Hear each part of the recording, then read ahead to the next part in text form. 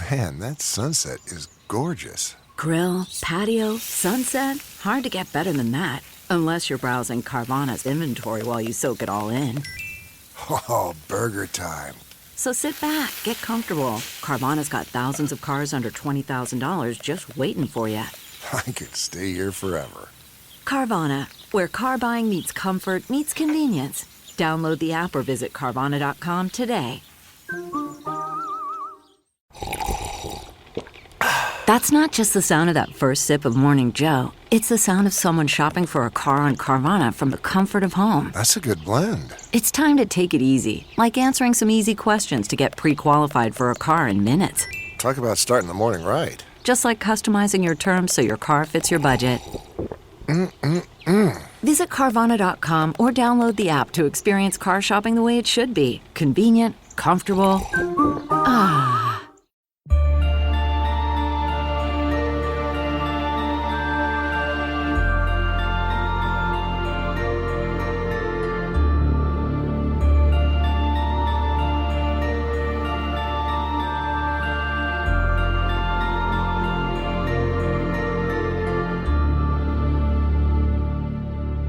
Welcome to Alien Theorists Theorizing. This is our Theorists in the Desert interview series, number 4. I'm Braden. I'm Zell. I'm Dan. And that up there is the man, the myth, the legend, Freddy Silva. Third time on the show. We should have got him a special shirt or something. He's the only 2-time guest and the only 3-time guest. Oh my God! Have they all survived? Hey, you're by far the most requested guest we've had. By far. So yeah, thanks for coming back on the show, Freddie. We appreciate it. Oh, my pleasure. Thank you. So now, just to start it off, what's the catalyst that got you started down your path as a writer, researcher, investigator, photographer? What got you going? Free drinks. And the fact that we all seem to be born to do something in our lives. And some people are very lucky, they find it very early on. I was drawing pyramids when I was 3, so obviously something was not right with this person. They didn't quite belong in the normal world. And I just basically went into the commercial world. Every time I got laid off, I'd go back to reading books about pyramids and other things I collected. And, a leap of faith. I started researching crop circles, and my first book was an international bestseller. And I haven't stopped working ever since for about 25 years. So it's been a wonderful little journey of exploration. Yeah, the crop circles is how we found you. And then, you've written 5 other books since then. And today we're going to be talking about your newest work, Missing Lands. So, we've talked about this a little bit on our own, but we obviously do not do the research that you do. So take us back to, the cataclysm 12,000 years ago, and let's go through it. Absolutely. We have nothing to complain about today. Nope. Back then, these people were dealing with burning mountains coming out of the sky and creating waves which they crossed the Himalaya, which means that these things were over 3 miles high. And there's actually evidence to back this up now. Of all places, the Los Alamos laboratory, where they actually simulated a half-a-mile rock coming out of the sky, hitting the coast of Peru, and yes, you will get a 3-mile high tsunami. So why would the ancestors be lying? That's what got me excited about the book, about the fact that these people weren't just making up myths, they were actually recounting eyewitness accounts. And, we've all heard about Atlantis, we've heard about Lemuria, and I always wondered, have we thought about this too much? Have we blinkered ourselves into a corner where we think that was the only 2 missing lands where the gods used to reside? It turns out there were a lot more. There are at least 8 other places, and they all behave like islands. Even in the Andes, there's a place that was actually an island of the gods in the middle of Lake Titicaca, still partly there. And but more importantly, I wanted to find out who these people were. Which we hear about the Anunnaki and all these other people in Viracocha and so forth. Were they all connected? Were they all part of this global sort of parallel civilization that the ancestors keep talking about? And the answer was, after many years of work and talking to people from a local point of view, because let's face it, they know about the stories better than any white European academic. Their predecessors lived through these things. So I wanted to hear it from their point of view. And after you've learned a few dead languages, you begin to realize that the names of people are not names, they're titles, and they mean something. And once you start realizing that they're all interconnected, it helps you put together this extraordinary story of about 400 pages of how all of these gods were part of an interconnected brother and sisterhood. And they lived in various locations around the world, most of which are now underwater. And they too fell prey to big waves, and their lands went under the ocean, at which point they are forced to hang out with us lucky humans at specific points around the world where, just by coincidence, humans discovered at this very same moment civilization. And we accredit the gods coming out of nowhere, out of the ocean, giving us the accoutrements of knowledge, animal husbandry, crop rotation, and so forth, mathematics, and building big buildings with big rocks. And it all happened in little spurts all around the world. So that's what the book really was about, finding out where these people lived and also who they were.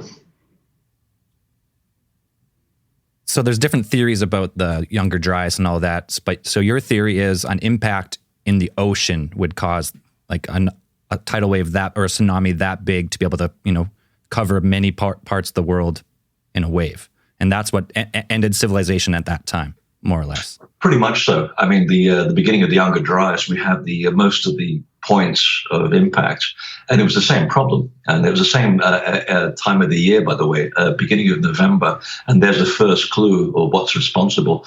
And they talk about these burning rocks coming out of the sky. The Earth was actually tilted on its axis, and they described it as a period of indescribable cold. And they had about 900 years to get their act together in terms of finding out where they can live, because the sea levels are rising, lands are disappearing, and they figured we need someplace where we can grow crops, and that's where we find most of the ancient cultures living in between the true tropics, which at the time was the best part of the world to live. So you have the first group of gods arrive in the Nile Valley, called the followers of Horus. And incidentally, 300 years into the Younger Dryas, there is a sudden uncontested agricultural revolution along the Nile. And this is actually in the Egyptian records. So there's a backup story for this. We can actually validate it. And then the end of the Younger Dryas, same thing happened. Again, beginning of November, big rocks coming out of the sky. And this time they hit mostly water, which is what accounts for so many of the accounts of waves coming out of the middle of nowhere. Even Aboriginal people who are in the middle of the outback, they actually, I've got the accounts of different tribes looking at the ocean from different parts of Australia, watching waves coming at them from all sides. You can't make this stuff up. And especially in the Pacific Islands, which of course took the brunt of this. And it's funny that the first Europeans that were going to the Pacific in the 16th century, there's an account by a Portuguese sailor collecting the stories, and they're saying, well, these are lovely islands that you have. And the islanders said, no, these aren't islands. These are the tops of the mountains of the lands where we used to live. And they didn't say a land, they said many lands. So the whole of the Pacific was essentially a whole hodgepodge of big land masses which all disappeared. And it was some of them were on U.S. naval charts as long as 1945. I remember the Navy actually going out to the Pacific looking for one which is on the map, which actually stretched over the horizon, somewhere between Chile and Easter Island. And the Navy spent 46 days looking for this big island. They couldn't find anything. So this is not a figment of the imagination. This actually happened. So as you said, there are multiple points of impact. These I know we have at least evidence of there may be a crater that lies under the ice in Greenland that might have been some scientists are attributing that might have been one of the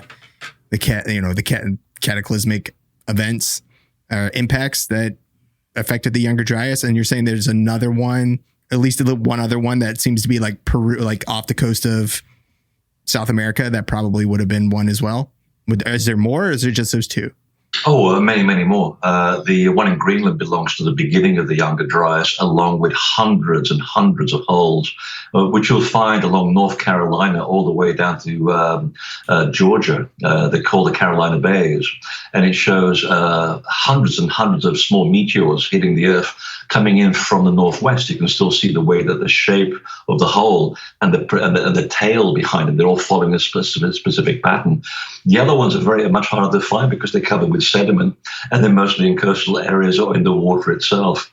And as we begin to develop the technology and underwater lidar, for example, we begin to find that there are depressions all over the Earth which seem to be caused pretty much around the same time and also following the same trajectory. And the culprit here is the Taurid meteor shower, which happens every November, which I was surprised to find when I was in Peru. They were celebrating this in November. Now, excuse me. The problem with celebrating the Day of the Dead in Peru in November is that they should be celebrating it in May because the calendar is upside down in the Southern Hemisphere. And in the Pacific, in islands where they should be celebrating it in May, they're also celebrating it in November. So I pursued the matter a little bit further and found out, they said, well, actually, we have 2 Days of the Dead. We do have one in May, but we also have one in November. And it's to celebrate not the dead so much, but the survivors of the Great Flood. So now we have people from Peru all the way to Indonesia and Southeast Asia celebrating an event which was caused, like I said, by observations of burning mountains coming out of the sky, forming the meteor shower called the Taurids. And the last time we had this problem was in the Tunguska blast in Siberia. I think it was 1902, somewhere around there. And that came in June because, of course, it's not just one-way stream, it's a Taurid shape. So it's like a big elliptical orbit that this shower of debris, the Earth has to go through twice a year, not just once. But the fun part is, in November, we can actually see it because it's facing the sun. But when we return to that toroid belt, the objects are coming from the side of the sun, which means we don't see them at all. And every time there's been any near major catastrophe on this planet since the Younger Dryas, and there's been at least 13 known events, the problems always appear at the beginning of November. So be careful what you're celebrating on November the 1st. You are actually commemorating not only the people who died, and it was mostly everybody, except for a handful of gods and humans, but also the survivors, because otherwise we wouldn't be having this conversation right now. No kidding. So a fragmented comet from the stream is responsible for impacts pretty much all over the globe, and that's the cataclysm. Pretty much, and it's been worked out that the trail of debris that circles the sky is essentially the fragments of a very ancient mini-planet or a very, very large comet. And I think they give it different names. I can't remember all of them right now, but it's not important. The fact is that the latest mathematical and astronomical projections show that we're pretty close to understanding how the matter in the debris field works. There are big bits and small bits, and we've been pretty lucky over the last 8,000 years. We've been getting little bits. The problem is between 2032 and 2042 is that the big bits are coming our way, and NASA is very, very concerned that we are looking at a very close near-death scenario here on Earth, which explains why every week they're releasing yet another public relations exercise telling us, hey, we just found more objects which have a near-Earth trajectory, and we're looking into more ways to make sure that if we find any bigger ones, we are somehow ready to blow them out of the sky. And it's every single week there's another story that comes out from them. And they are very concerned that we are facing some serious issues here. The interesting thing is that the end of the Maya window of opportunity, everybody thinks that 2012 was the end of the world, and any Maya will just laugh at this. And they'll say, no, 2012 was a medium point in the calendar. There's a 30-year window either side to get our act together. We have to achieve a critical mass to raise consciousness here on the Earth. And by the way, we're not that far from it, by the way. But that's another story. But as the window of opportunity closes, so the catastrophes and the points of destruction get more perverse, and they get closer to us as well. And so it's kind of funny that the mathematical projections end exactly on the year that the Maya have as the close of the cycle. And the other thing that I thought was interesting was a piece of information that I've been sitting on for over 25 years. which we thought was unusual at the time. It goes back to a specific and genuine crop circle, because there are lots of things made by people as well. But this was back in the day when real crop circles were around. Back in 1995, there was an incredible shape that appeared in Hampshire. Beautiful depiction of the inner solar system with all the asteroid belt all around it. Mathematically correct, except the Earth is missing from its orbit. And of course, we try to figure out why. We wanted to keep it positive as well. And we had the Astronomer General of Boston University looking into this. And he calculated that actually when you look at the position of the shapes of the planets in the crop circle, you can actually figure out dates. And the first one was in 1902 when the Wright brothers took off from a beach in North Carolina in November. And the next time, he says, if you count the little holes around the crop circle, which would simulate the asteroid belt, it gives you X number of years. So I calculated that and figured, actually, that gives you the next time in 1972 when the next configuration appears again in the sky. And that was when the Mars probe was being sent to the red planet. So, and we figured, well, why are the crop circle makers giving us these important dates in aviation, which are wonderful, but not exactly earth-shaking. So he said the third time we'll see this configuration in the sky would be 2038, which is right within that lovely frame of when NASA's saying the Earth stands a pretty high chance of being obliterated by sky objects, and we need to get our aid together in order to find a solution around this. So I find this very interesting because we're getting the information from different perspectives, from astronomers, mathematicians, psychics, crop circles, and then prophecy as well. So a lot of things overlapping here. And I should point out that when I was finishing the chapter to the missing lands, I didn't want to end it on a sour note, and there is an antidote, and there is a potentially happy ending to this, and I'm not going to tell you here right now. You got to tune in to find out. So we have this torrid meteor shower that the Earth goes through twice a year. November seems to be the bad time because you can't see them coming. So what, 12,000 years ago, you're saying that there's like advanced civilizations that seem to be wiped out from this, and they relocate and then restart civilization in Nile Valley and other places around the world? Yeah, if you look at the surviving traditions, they're pretty clear about this. And one of them was the Edfu building texts, which a woman called Eve Raymond, who passed away a few years ago, she deciphered the entire walls. And it's very, very great reading. It also costs you $600 for the book, by the way, unless you ply me with a lot of beer, and then I'll give you a copy. No, I'm just kidding. I'm not parting with my copy. But it's very explicit that they describe, and the Greeks found this in pieces, by the way, so it's not the whole story, but it's what is left is very clear that after the beginning of the Younger Dryas, the gods began to move to places where they could find habitation and grow crops because it was getting colder. And the Nile Valley was exceptional at that moment. It was very wet, very perfect conditions for growing good crops. And back then, the Nile was also flooded with the Indian Ocean. You could actually sail there quite directly. It was a very different geology.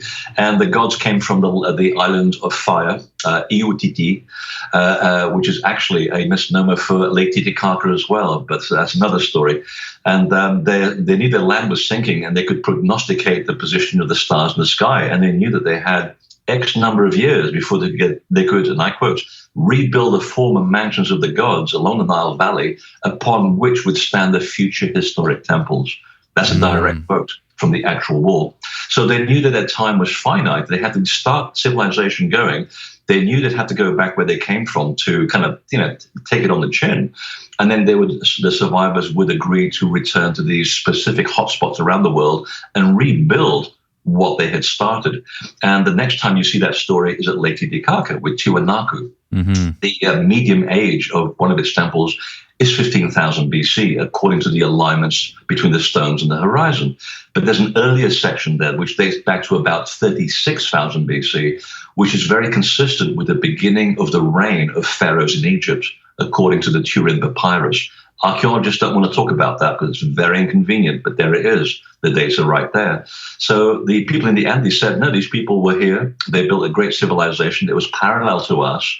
they didn't really want to hang out with humans. They kind of felt that they didn't want to influence us. But whenever they needed to, and it was absolutely necessary, they would give us information. They were very helpful, and then they go back to where they were living. But there was this point where even their lands went under during the flood, and also the sea levels rose 400 feet in most places. Mm-hmm. So they were up against the wall. They ran out of land, and they were forced to move to places like the Nile Valley and Lake Titicaca, where they already had established places before, and restart civilization, according to their words. And you'll find the same story in the Yucatan. You'll find the same story in Portugal. You'll find the same story also in the lands of Mesopotamia and also throughout the Pacific, which is extraordinary. Well, even when we're kind of looking at one of the things that struck me with Göbekli Tepe is that it's so high above sea level. And maybe that's one of these things where this is one of these civilizations that's moved because they got obliterated because, they were perhaps by the sea when this all went down. And they were like, hey, if we're going to build anything, it's got to be somewhere where this can't happen again. Like, we got to preserve this and preserve some knowledge. It's a very good observation. And in fact, I wrote about that in my second book, The Divine Blueprint, before they even came up with the carbon dating for Göbekli Tepe.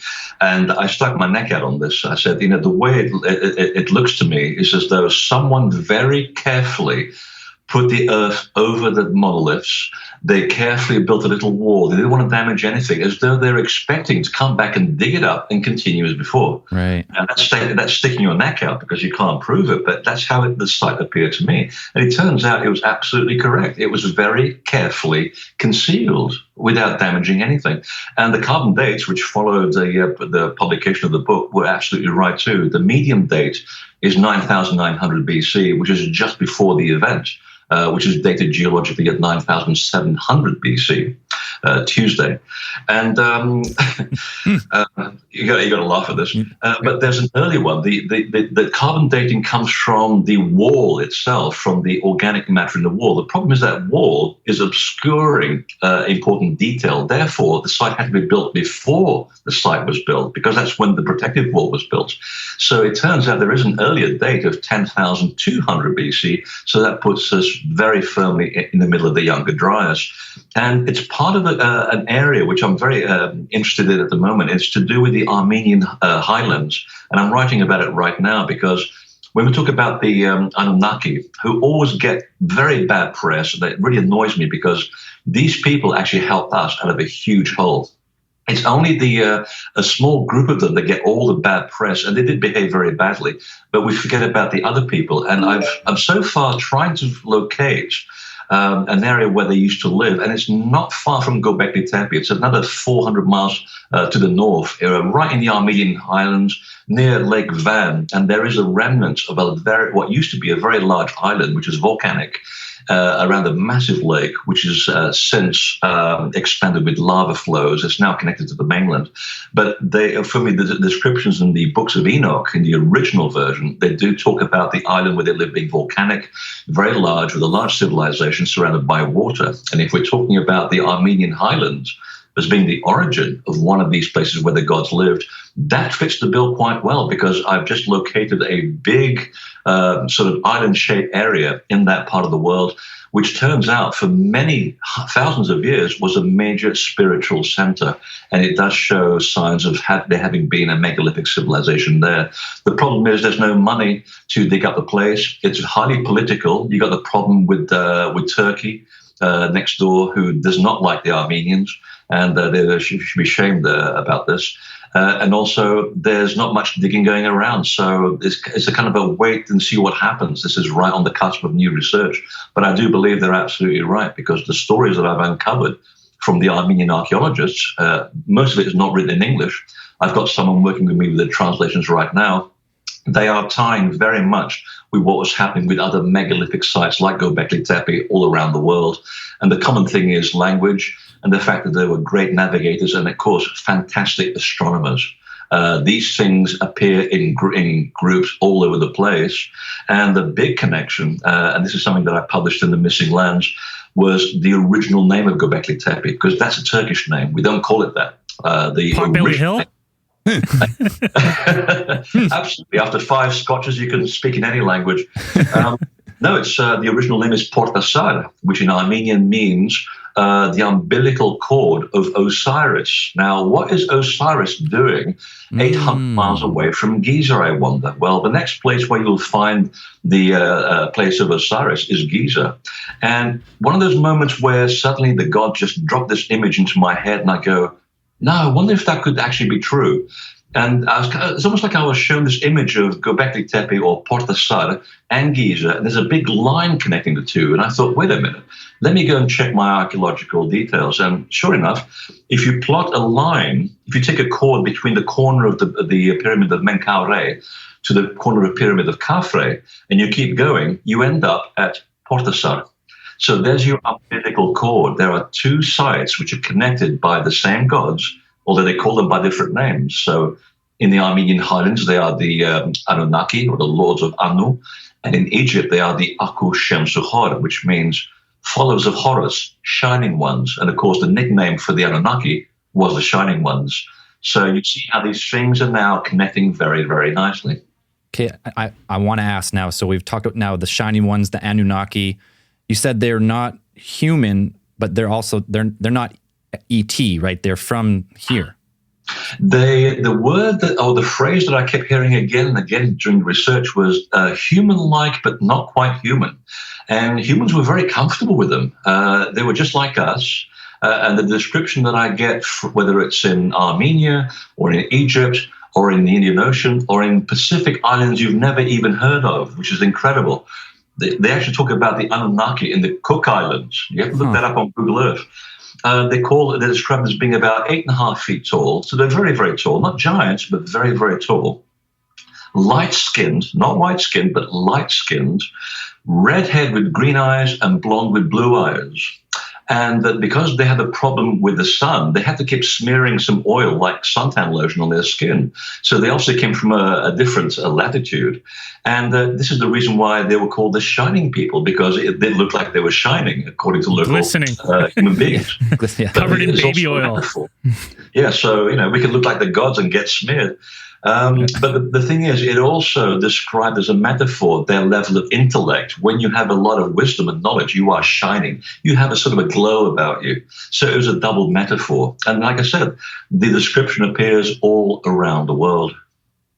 I guess they would be like a co-evolved hominid species that maybe started earlier, became way more advanced, and then the cataclysm, I guess, would, if you're light-skinned, that means you're from the northern, like closer, like farther north, right? Less sun in the winter, and that would be the assumption. So they must have been here a long time before. And if you look at the stories of the Hopi as well and put them into the equation, they also talk about these people as the ant people because they were very laborious. And they said they came from somewhere else, much further to the north and also to the west. And the reason why they call them the ant people was because they came from a place originally. This is where the kind of alien human thing gets into a little bit of a gray area, which is great fun.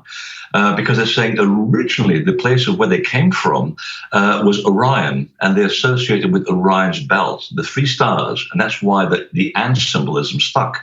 Because when you look at red ants, not only are they very laborious and they're industrious, and they said it described what the gods did. They were very industrial people. They were wonderful.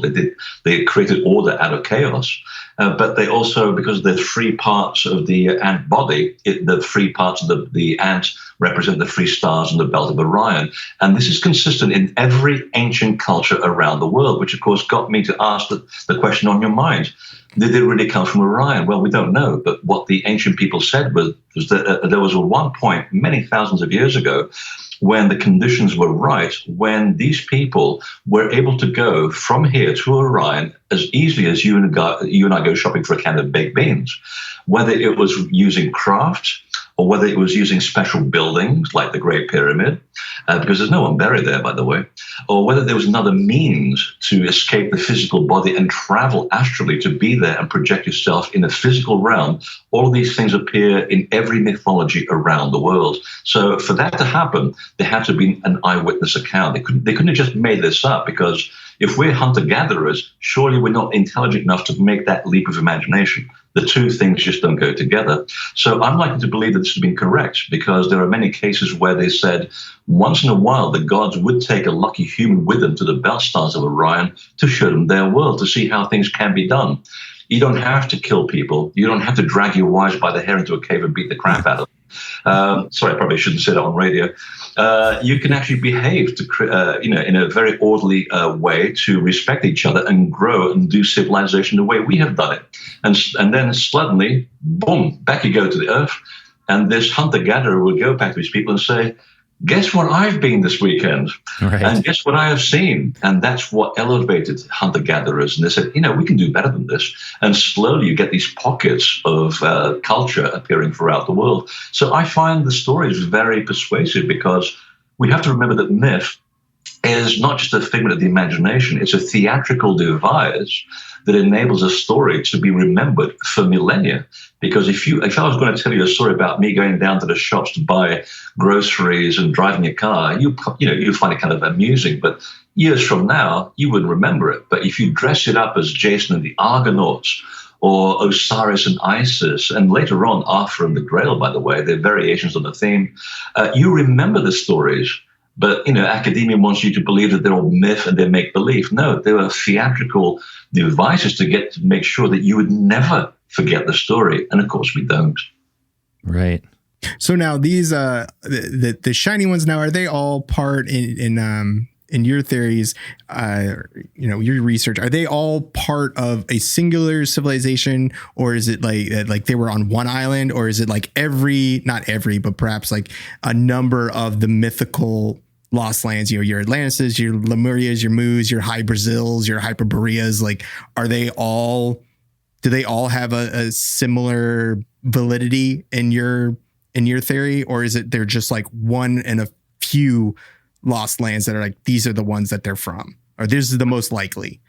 No, they're actually the same people, or I should say the same group, the same academy, because they couldn't get around that quickly and be at the same place twice unless they were really extraordinary, and I wouldn't put it past them. From my understanding of, like I said, dead languages, the names that they have weren't names, they were titles. So, for example, Viracocha and the Haihaiwapanti. Well, you ask the Aymara and the Pukini, well, what does that mean? Does it mean anything? They'll say, yes, it means the shining people. Well, now you just link the shining ones in Mesopotamia to South America. Right. And the fact is, they always appeared in groups of 7 with one woman who was the wisdom keeper, and she was married to the 8th guy who was this charismatic leader.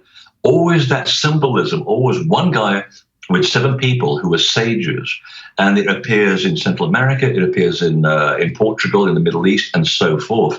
And from the stories that I collected, there was, for example, one story in South America that talked about Viracocha going between South America, or Lake Titicaca, to Easter Island, bouncing off the birthplace of the gods in New Zealand. And by the way, it's still there. I've been there 6 times. It's an extraordinary place. I think they're going to give me the keys to the country now that I've written about it. And then on the way back, they would bypass Easter Island because of the way the currents work, and they went to a place called Kainga Nui Nui. And they said it no longer exists because it went under the waves after the Great Flood. And from there, they would continue back to South America to Lake Titicaca. So that's another one there. There's another one called Kashkara, which is to the north of that, which is what the Hopi called one of the lands that submerged at the end of the Younger Dryas. And, of course, Atl in the middle of the Atlantic, which becomes the Atlantis of the Greek era. And by the way, I should point out that the person that went to Egypt to look at this story, there was an Egyptian priest that told a Greek guy called Solon. He said, you know what, you Greeks are so young, you don't know anything yet, you haven't lived.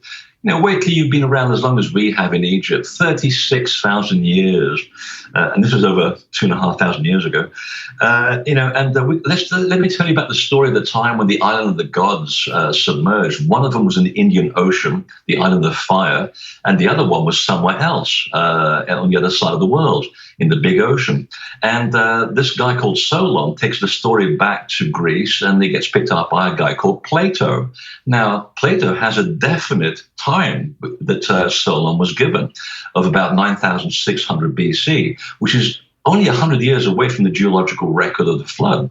Now, If you go to the Maya lands in the Yucatan, they wrote this down too, and they have exactly the same story, whereas a group of gods that survived from this land called Atoll in the middle of the Atlantic, and they were called the Its. They were into really big names back then.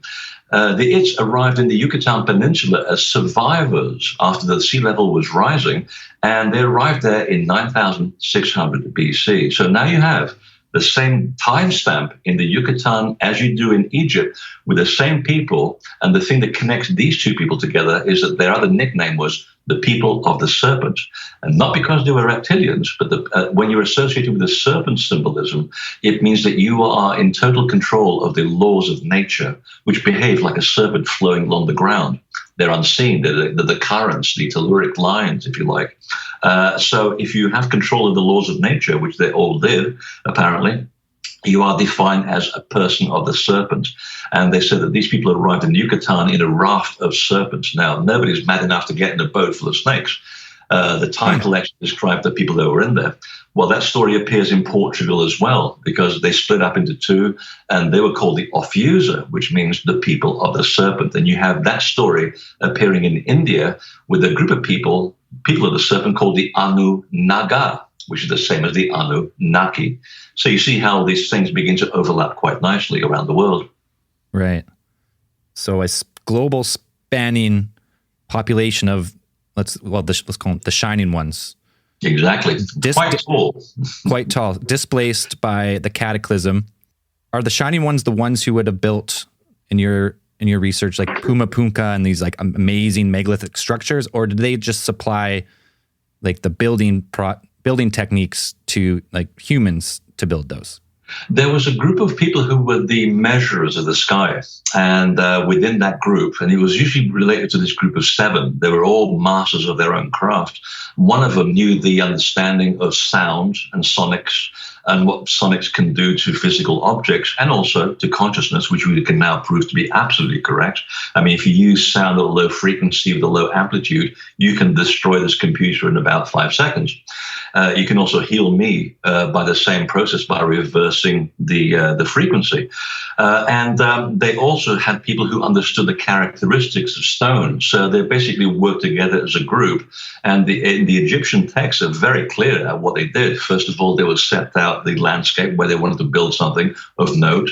They will calculate the position of the stars because you had to have the sky-ground dualism. You had to mirror a certain time and frame to memorialize that time on the ground with the direction of the temple. And first they would clear the enemy snake, which is any dead energy that was on the ground. And then they would potentize a water like a moat around this pregnant belly. And then they would take this sacred measure, which is derived from the 2 building blocks of nature, the sphere and the tetrahedron. How the hell they figure this out? We don't know. It's extraordinary. And it's a specific unit of measure as well. It's bloody accurate. We only discovered this with the electron microscope. And then come the geometry. Specific geometries influence a certain state of mind within the buildings. And then the builders would anchor the energy, making sure it wouldn't move anywhere. And we know today that there's a lot of crystal, certain type of quartz and magnetite used in the rocks, used for the megaliths. This is why people didn't pick that rock. They picked the rock that was 400 miles away, conveniently, because there's something about the properties that could be programmed within the quartz, which we know is a piezoelectric substance, so you can tell quartz what to do. So the rock was very specific, and then they would anchor the energy to the site, and that's what made it sacred. The laws of physics were slowly moved in a way that created this kind of thin tissue between worlds. So you could be here and there at the same time if you knew how to work this wonderful spiritual magic. So they worked together as a group because, again, all the cultures said these gods had complete control of the laws of nature. They knew how to manipulate it. They could be in 2 places at once. They could foresee the future. They could heal. They could move the rocks using sound and the sound of their voices. So they had complete control of everything. And again, our hunter-gatherer predecessors were in complete awe of them, and they were not afraid of them. They worked with them all the time. That's amazing. So like a lost technology is what you're saying. Exactly. And it survives in certain respects because one of the things I enjoyed doing is looking at the documents that the missionaries, the Christian ministries wrote when they were trying to subvert the whole of Polynesia. And before they killed everybody, either by plague or by Christianity, they would write down everything. They were very nosy in that respect. And if you're lucky, you'll come across their notebooks. And I was amazed to find that when the white people showed up in Polynesia, the indigenous people were incredulous that this supposedly advanced culture from Europe did not believe that you could move objects through the air. And they said this matter of fact. They'll sit there saying, what do you mean you don't know how that 400-ton piece of rock was moved? It moved through the air. Don't you know this? And I would love to have been a fly on the wall watching the native people sort of doing this. It's like, oh dear. And they said, even the priests could move through the air as well. They were incredible masters of just, anti-gravity. They could move things at will using the power of their mind. And you hear this in the Cook Islands, the Solomon Islands, Tahiti, Tonga, and also in Easter Island. So it's a story that carries itself through time. I have one more question I want to ask before we let you go. So the Shining Ones, 12,000 years ago, they instill into humanity, maybe agriculture and all the other technologies we have carried forward. What in your research, what's your theory on what happened to them and why we don't have communication with them or to this day? Oh, we do. There we go. That's what I was hoping for. Well, most of them died. They knew that they were up against some, huge challenges, and even with all their power, they couldn't move all these enormous rocks coming out of the sky and obliterating pretty much everything. But they had planned ahead. They knew that there would be survivors, and they'd moved strategically. And there's one story in the Egyptian text that says that the gods that were fortunate enough to be in the ocean survived. Because, of course, all they got was very, very large waves. And one story that I found in New Zealand, of all places, talks about a time when the gods were in the ocean, in the Pacific, and one of their catamarans was overturned by these huge waves. And luckily, they were nowhere near the continental shelf. Otherwise, they wouldn't have survived. And they picked up the survivors. They moved to the birthplace of the gods. The survivors knew that they were up against a big challenge called genetics. They could not marry normal women because they were 8.5 foot tall. Human women, by and large, are about 5.5 feet tall. They gave birth to infants and they killed the mothers. And the story still appears in the Wichita of Oklahoma to this very, very day. So again, important to hear the stories of our predecessors. They recorded everything. But there was one time when they actually succeeded. And this is where we get the stories of the genetic experimentations with humans. And you get some things which didn't work out too well. But in other areas, they actually worked out fine because, for one thing, they created the Egyptian pharaonic line, which they described after the flood as being half human, half divine. So they did succeed, and they said that we would put one of our own shining people on the throne until we could find some human that was, sensible enough to govern, and they were righteous, and we leave the humans to their own devices. But we keep an eye on them because, once in a while the ego and the power would get to these people. We'd have to remove them. We'd have to take the throne. We'd have to marry another human woman, get some children, and put them on the throne because we needed someone to set the example for everybody else. So they were doing us a huge favor to keep saving us from being, barbarians. And eventually the bloodline just dies out at death. So we get to Amenhotep III, Akhenaten, of course, Tutankhamun were part of that bloodline. And you can tell because of the shape of the skull. Right. The elongated heads were part of that culture, and they were also red-headed, which is very unusual in that part of the world. So after that, they kind of intermingled, and the bloodline got much more diffused. We talk about the Sumerian bloodline going into Europe with the Merovingian bloodline of the royal courts of Europe. That all went very much astray once the Catholic Church entered the picture, but we're now thousands of years ahead. I actually asked this again to some people in the indigenous world, and the Hopi were very useful, and those were the Zuni. And they said, you know what? Once in a while, they'll still show up here in their sky ships, or they're flying, what are they called? The flying discs. Or the flying shields, there you go.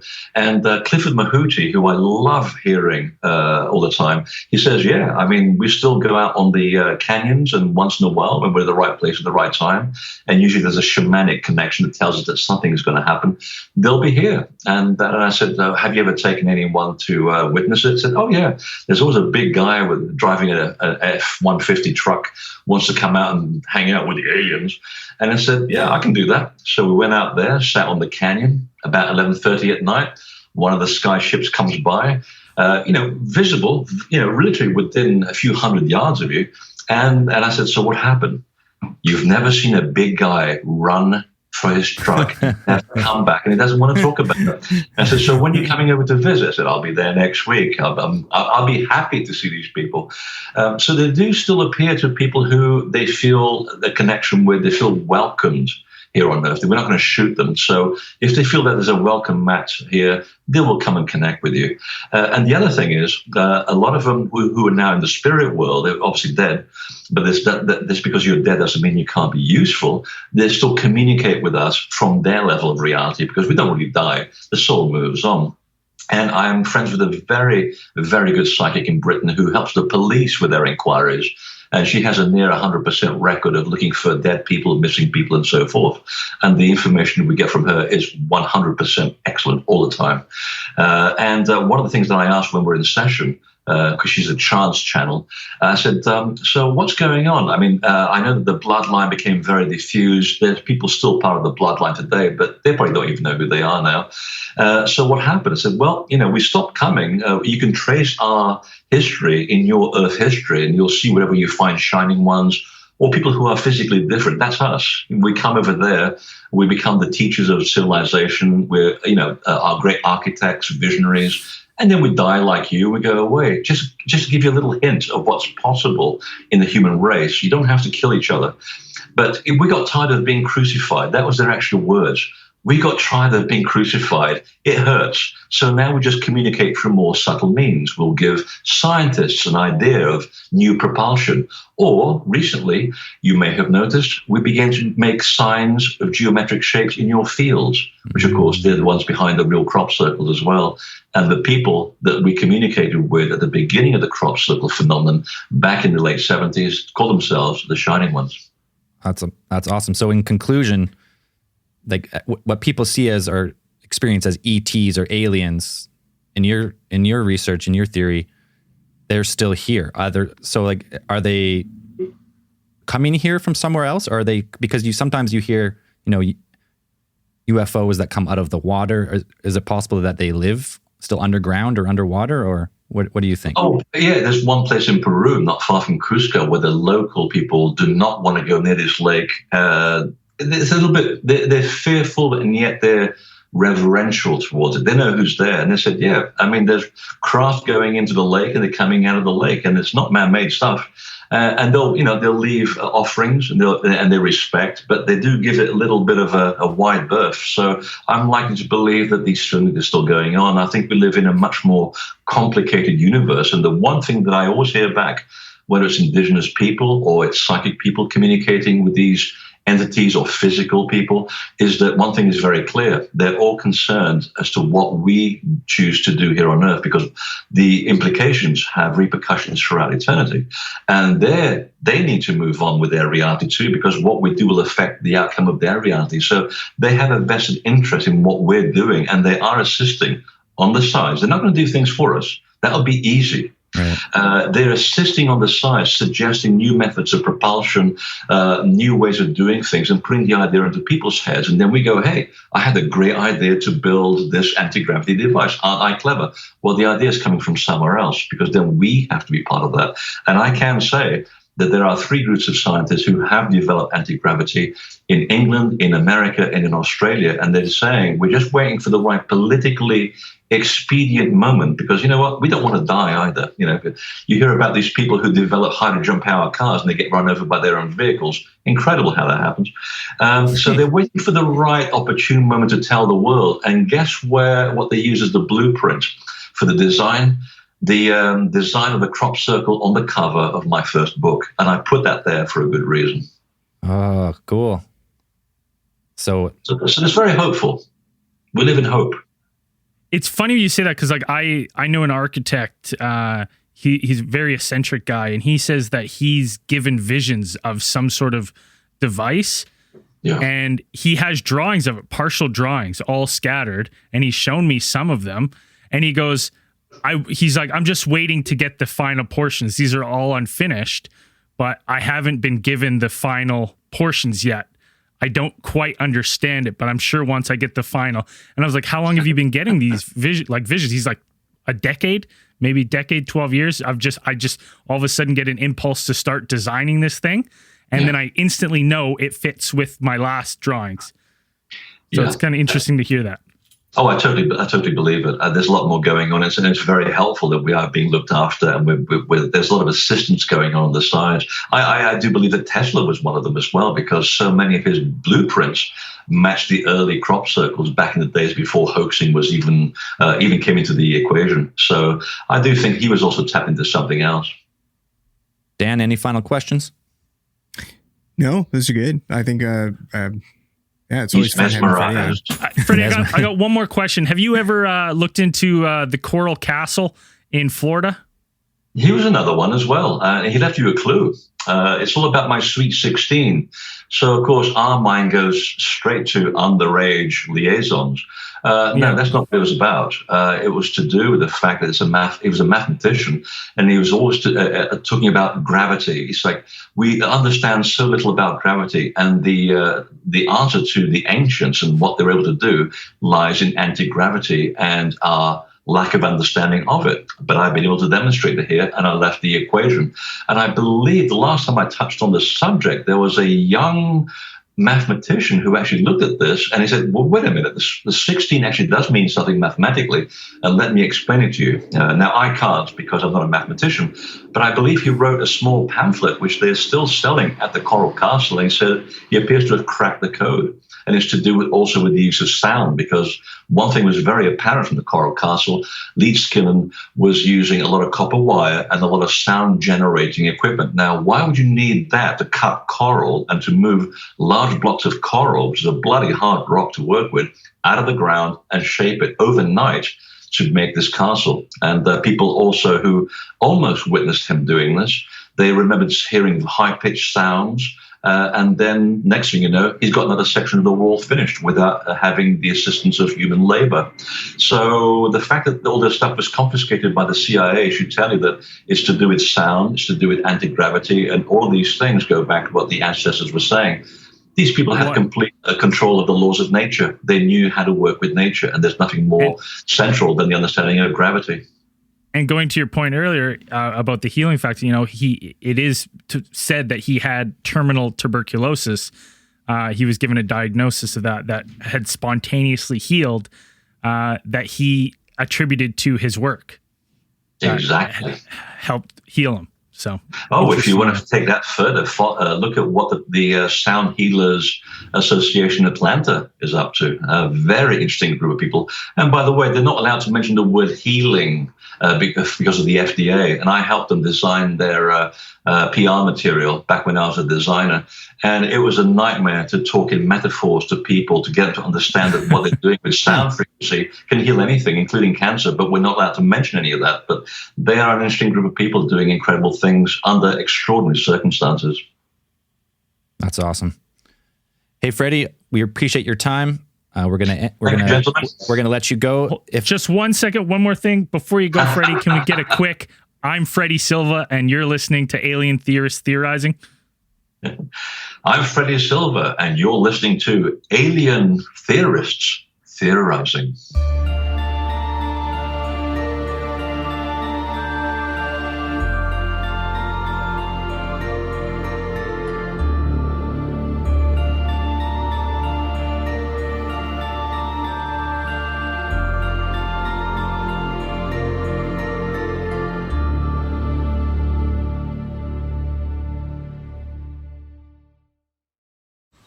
Man, that sunset is gorgeous. Grill, patio, sunset. Hard to get better than that. Unless you're browsing Carvana's inventory while you soak it all in. Oh, burger time. So sit back, get comfortable. Carvana's got thousands of cars under $20,000 just waiting for you. I could stay here forever. Carvana, where car buying meets comfort meets convenience. Download the app or visit Carvana.com today. Man, that sunset is gorgeous. Grill, patio, sunset. Hard to get better than that. Unless you're browsing Carvana's inventory while you soak it all in. Oh, burger time. So sit back, get comfortable. Carvana's got thousands of cars under $20,000 just waiting for you. I could stay here forever. Carvana, where car buying meets comfort, meets convenience. Download the app or visit Carvana.com today.